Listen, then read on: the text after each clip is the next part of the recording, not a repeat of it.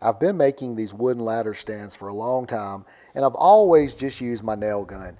Now when I built this one, in a couple of the key locations, I used some screws, but in all the steps, it's 100% nails. Now for me, that's always been sufficient and worked well, but I wanted to do some very informal tests and just get an idea of how well the nails will hold and how strong they could possibly be. I'm going to cut out the parts to make a scaled down test ladder. It's going to be 36 inches in height and about 18 inches wide. I'm just attaching each step with 2 nails per side like I typically do. I'm using 3-inch framing nails, and this just gives a visual to the penetration that these nails are getting.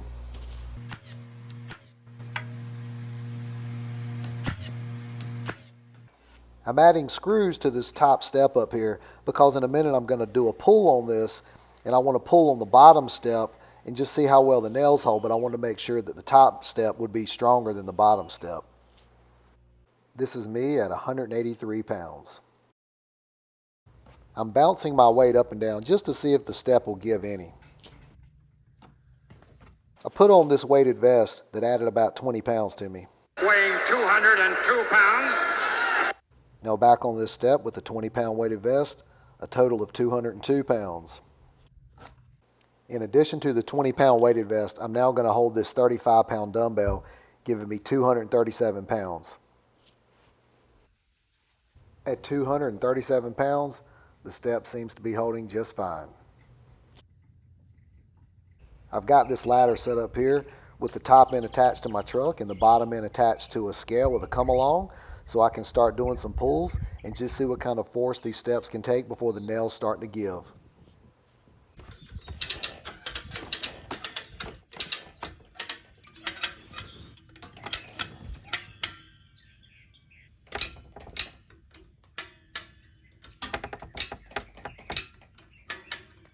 At 427 pounds, I inserted a 2x4 in here because that's what I use as my spacer, and I had a tiny bit of wiggle room on one side, not very much on this side.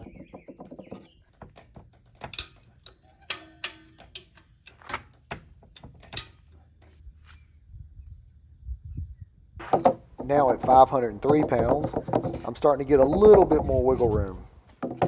At 600 plus pounds, you can definitely see the gap start to open up.